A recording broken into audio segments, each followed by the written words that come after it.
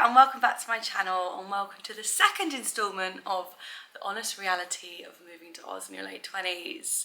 Good to be back with you. I'm so excited to film this video. I've been thinking about it for weeks, I just haven't had a chance. So I've got so much to share with you, got so much to overshare with you, so much to go through about what I've learned in the last month, where I am now, how I'm feeling, and this follows on from my first video, which was 1 month reflection done this time a month ago. We're actually a little bit over the 2 months, but I mean, who's actually counting? So yeah, if you haven't watched that video, then please go and watch it before you watch this one, because you hopefully will see a little bit of an improvement, sneak peek. So let's get into it. Let's get into what I've learned in the 2 months that I've been in Australia. A little bit of context, just in case you haven't seen the other video. I'm Heidi, I'm 28. I currently live in the Gold Coast with my partner who's Australian. We're currently living in Surfersparadise and we moved over here in mid-September. Okay, let's get into it. I've got the trusty book and my ramble notes, and I'm just gonna spill what has been going on in my brain in the last 2 months. So the first one is just around let yourself process what's happened, let it all sink in, let yourself have the feelings, feel the downs, enjoy the ups, and then move on and have fun.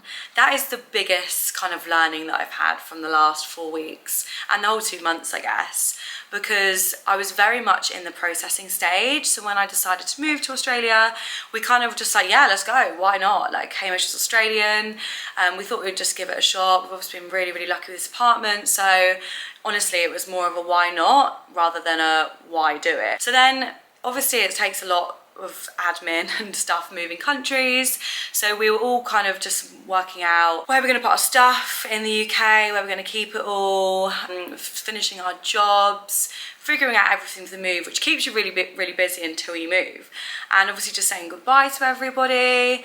So I kind of really didn't have time to process what was going on and what I was really doing. And to be honest, I don't think you do until you do it. Like, you can never imagine what it's going to be like out here. You see pictures or you hear from people what it's like, but you are your own unique person, so you can just never, I never knew what to expect from Australia, and I also didn't want to come with like massive expectations, because I'm one of those people, when I have really high expectations and they don't meet them, I'm really disappointed. So I try not to have, you know, really high expectations. So I was like, yeah, let's move. So we moved, and then I was like, oh my god, what have I done? I've left everything behind. I've left friends, family, my job, things that I like to do, like outside of work, like my gym that I really loved. I like doing like amateur theatre. I've left that, a group that I really like, behind. And there's just like, I've literally left everything behind, uprooted my life and came here, and I have no job, no friends, no community. Yeah, it was it was quite a shock to the system, to be honest. And I think that's why I was feeling quite down for quite a while. And it wasn't a continuous down, it was like just good and bad days, and then the bad days were like really bad, like crying, not getting yourself out of bed. But I needed that time. I needed to feel really down in the dumps to then enjoy this time where I'm now finally feeling a little bit more settled, like reconfiguring my whole life to the life that we have in Australia. Obviously still missing home massively, and I miss my friends, family, my niece, my nephew, my sister, all my wonderful friends, my nana, my granddad. I've missed them all so dearly, and I don't think anything will change that or take away from that. But then I'm starting to feel this nice, like, stable foundation where I can kind of build upon it and I can have fun. Hamish and I were getting so wound up in the future of like, should we go home? Should we do this? What's going to happen when we go home? And we were just talking about it every day, every night, I think, because I felt like I needed to talk about it to kind of get me out of the down part.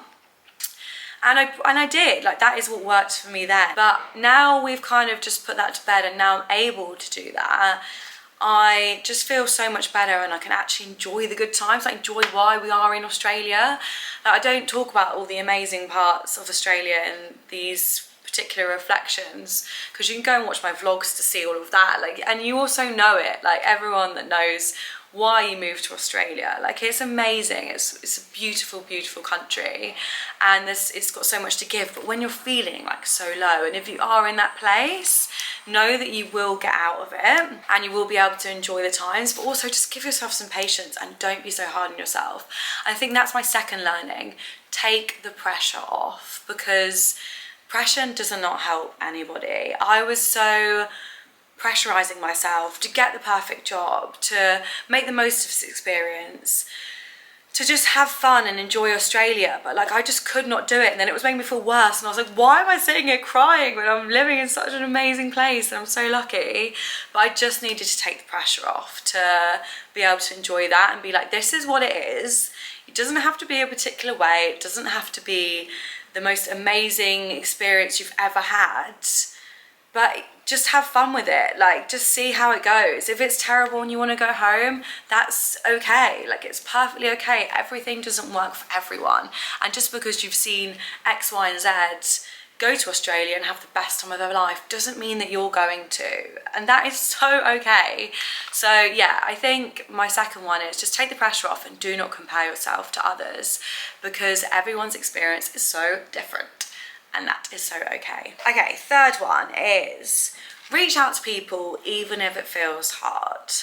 So when I was feeling really rubbish and low, and this counts for anyone, even if you've moved to Australia, if you're just feeling rubbish, if you've randomly stumbled upon my channel and you have no connection to Australia or moving country or anything, this counts for you too, because connection is just so important. As humans, we need connection. We cannot do this life alone. I am a true advocate for that, whether it's connection to inanimate objects, I don't know, like nature, if that makes you feel better. For me, it's like connecting with other humans just makes me feel better, and it can feel really hard. Like when I was in the real down period, I was literally in that bedroom. Here's me oversharing again, but in that bedroom, crying my eyes out, looking at the ceiling, just being like, what on earth is going on? And I didn't want to reach out to my friends and family at home, because it kind of felt like I knew everything they were saying was logical and rational, and they were saying things like, oh, but will you regret it if you come home now, and you've got to make the most of it, and blah blah blah. And that is so true. I would be saying the same if I hadn't gone through this experience and I was sat on their sofa in the UK with me uncontrollably crying. I would say the same. But when you're in that kind of down part, you kind of just need someone to be like, do you know what, it's okay if you come home. I also didn't want to let my friends and family down at home, because I've made this massive hurrah about doing this move, and like obviously they were upset about it, and it felt like a really selfish move for me, like moving country, and it was hard. Yeah, like my niece and nephew are 5 and 6, and they found it really difficult, and it weighs on your heartstrings. Like, you feel bad about doing it. You know, everyone wants the best for you, and they would never want me to feel bad about it, and they would never make me feel bad. That's definitely not what I'm saying, but you do feel bad about it. So yeah, I didn't want to reach out to friends and family at home, because I felt like I was letting them down, which is stupid. I know it's completely stupid, and they would be like, you're so silly for thinking that, but I just didn't. And I didn't want to reach out to my new friends that I made here, because I just felt like I was just being negative Nelly, and they were getting on alright, so I was kind of like, why can't I just get on alright? So I was just like sat in this really alone place. But then I reached out to a few people, and it just made me feel so much better, so much better. So if you are feeling rubbish, if you have moved country or any other matter and you're feeling rubbish, just reach out to people. This is my sign. Reach out to me, reply to this video, comment down below. Yeah, it's just really important that we all are here for each other. And then the fourth one is, because this is what I needed to hear when I was going through it, as I said, there's always a flight home. Like, listen to your gut, listen to your body, but then also trust your head, if that makes sense. Because my body was just saying, it was fighting so hard and just saying, this is not the place for you, get yourself on a flight home, just go, this feels wrong. And then my head was like, just give it more time, Heidi, like, you're being impatient, give it more time, what's the worst that can happen, just see how it goes. So it was a constant fight between how, like, I don't like feeling this upset and sad, So why don't you just go home, to my head saying you've still got a lot of learning and growing to do. And I just listened to my body, I listened to myself, I blocked out all the external noise. And it's so okay to say you're getting a flight home, you've tried it, you've moved country, it's a massive move. And it goes with anything in life. If you don't feel right doing something, you can just say no. Like, you've tried it. That is the most important thing. You've tried the thing that you've wanted to try. So I think that's just, yeah, from me, if you are struggling with the move and it really, really isn't going very well, and in your head you're like, nah, do you know what? Not for me. Just move back. It's totally okay. You haven't let anyone down, you haven't let yourself down, you're just doing what feels right for you in the moment, and that is all you can ask for from life. Like, people were saying like, oh, will you regret this when you're, you know, 10 years time if you move home now, or if you move home earlier than you expected. So I was like voice noting myself. I did a few voice notes where I was like, Heidi, if you ever feel yourself looking back with rose-tinted glasses, or that you made a mistake in whatever you're doing, just know that you did what you could in that moment, and that's all you can in life. Just do the best with what you have. Another thing this experience has taught me is you never know what someone's going through, and to never judge other people's situation until you've been through it, even though you still can't really judge because you aren't them and everyone experiencing things differently. But yeah, you just never know what someone's going through. Like, I never expected it to be this hard, and now I've found it this hard. I have like the utmost respect for everyone else that's done this move. I'm like, wow, you are all like superheroes and so brave. And the people that do the move by themselves, I'm like, I meet people that say they've done that and I'm like, wow, like, you are honestly like a superhero. And it's, yeah, it's a weird one that it's taught me, but I just thought I'd share that one. Once you kind of get past that, what have I done? Why am I here? Should I go home? This is really uncomfortable because it's not somewhere that I know before. I've completely put myself out of my comfort zone. Why have I done this? Like, your body just freaks out, your mind freaks out, everything freaks out, and then you do start to feel a bit more stable. So just have fun with it. Like, know that you can feel the down, and then know that the good is at the end, and just learn so much about yourself. Like, try new things, write down what you're learning about yourself, try gratitude each morning. That's something I thought I would never do, and here I am writing my gratitude every morning in my journal. Like, I'm just figuring stuff out. So just give yourself space and time to figure things out. And then the last one is, you got to think outside the box here. Like, you've just got to. If you are here on a working holiday visa or any other kind of visa that has restrictions for jobs, that is one area you have to think outside the box. We'll talk about jobs a little bit actually, and I can do a more in-depth video on jobs if people are interested in jobs. But I have currently 3 casual jobs, so I'm trying to juggle. I started my 3rd one on Monday, so that is currently my small stress. And I was really freaking out about being casual for a long time, because I'm someone that really needs routine and stability, and especially financial stability. Like, it just makes me feel really uneasy if I don't know when I've got money coming in and money coming out. I've got no backup, no like help from family members or anything like that. It's just little old me. So if I don't have money coming in, I'm a little bit worried. And I did come here with savings, so that's fine, but I kind of didn't want to use my savings just to live in Australia, because I was like, I'm ready to work, I want to work, I'll work as much as I need to. So I was really keen to get a job. So I've been job searching since August, so that was before I came out here. It's now obviously mid-November, so it's been how many months? August, September, October, November. 3.5 months of job searching. And this is job searching for like marketing, comms, events jobs. So the visa that I'm on, working holiday visa, you can only work at one place for 6 months, unless it's in tourism, hospitality, and events is actually in there. I'm going for jobs that are marketing like assistant level, when back home I was a manager, I had a team back home. Here I'm just going for marketing assistant. I honestly will take whatever I can get to try and stay in the marketing and comms events space if I can. I've had 2 interviews that are in the marketing space. I've applied for countless jobs, I've also got on the back of my head the fact that the job market in England is a little bit difficult as well. And I spoke to an Australian recruiter the other day who said the Australian market is just so tough right now. So I think all of those things playing in with each other, the visa restrictions, job market being tough, the fact I'm on the Gold Coast where it's not really a business hub, they haven't got countless jobs in marketing, comms and events. It's been really difficult to get a job in the profession that I know and love.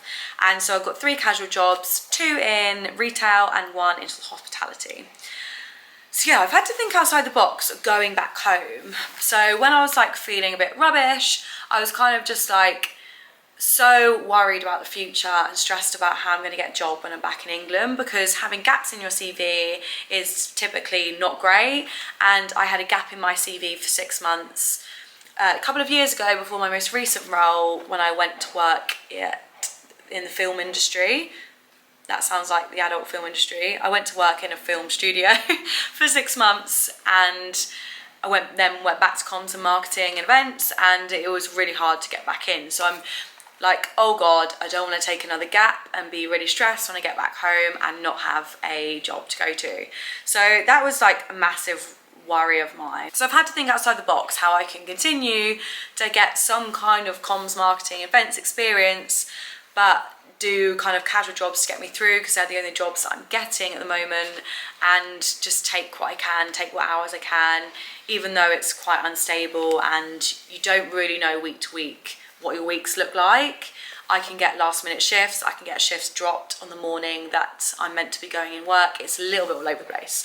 So I had to just think outside the box how I was going to get 1, stability, and 2, a bit more experience to be able to talk about an interview. So if you are moving to Australia, you probably are going to have to think outside the box for what career you have, even making friends. I was like, how can I make friends? There's Bumble BFF, there's different groups that you can go to, there's run clubs, and none of them are going to be particularly comfortable. It's really not fun. I thought I'd be fine going to a run club. I was a bag of nerves before, but you do just have to put yourself out of the comfort zone and just come up with different ideas of how you can meet people, how you can get a job, probably how you can get accommodation. And so I don't know if this helps anyone, but I'll show you anyway. Okay, I just grabbed my big old notebook. But what I have done is, last week I think it was, I wrote all of the things that I think I need back home. So like, what can I do in comms? What can I do in my personal brand to grow my network? What have I got with other interests and stuff that I love doing?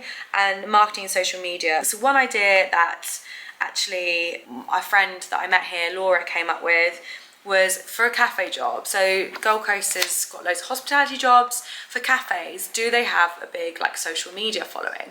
Could you offer to grow their social media following as well as work in the cafe?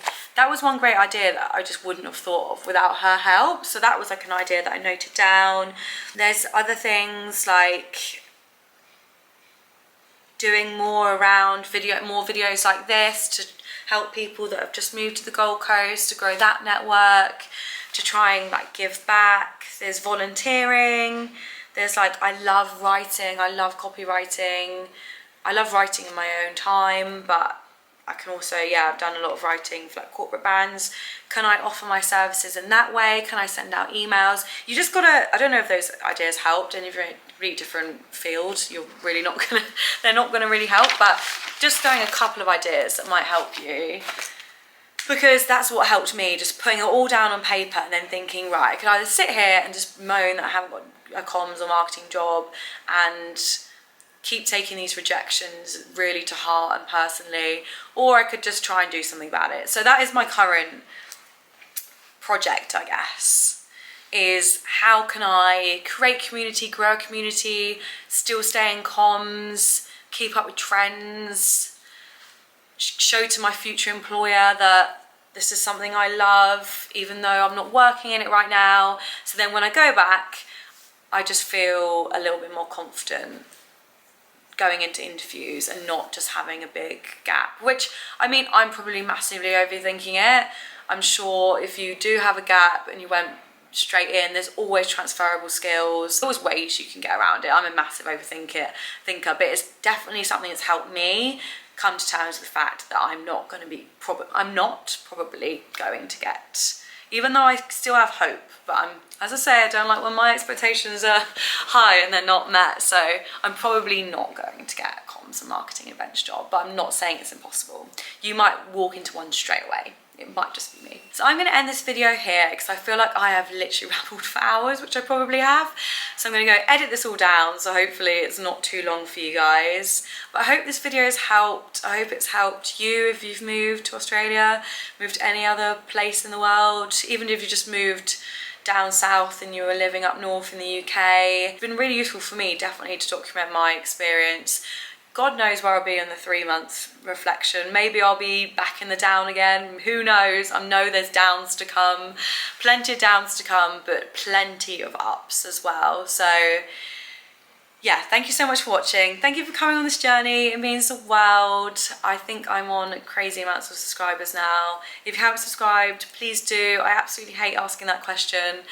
But yeah, it will just help my content get to people that potentially need it, because honestly, when I was in the down part, I know I'll keep going on about this, but I was Googling, like, I moved to Australia and I hated it, and I found this random podcast from this girl that had done the move, and she had a similar setup to me, lived in London, was in her late 20s, and she was just like talking to me through the speaker, and it felt like I had a friend, and it helped me so much. So that's why I'm doing these videos and oversharing, because hopefully it helps someone else. Lots and lots of love. And I'll see you soon for a brand new video.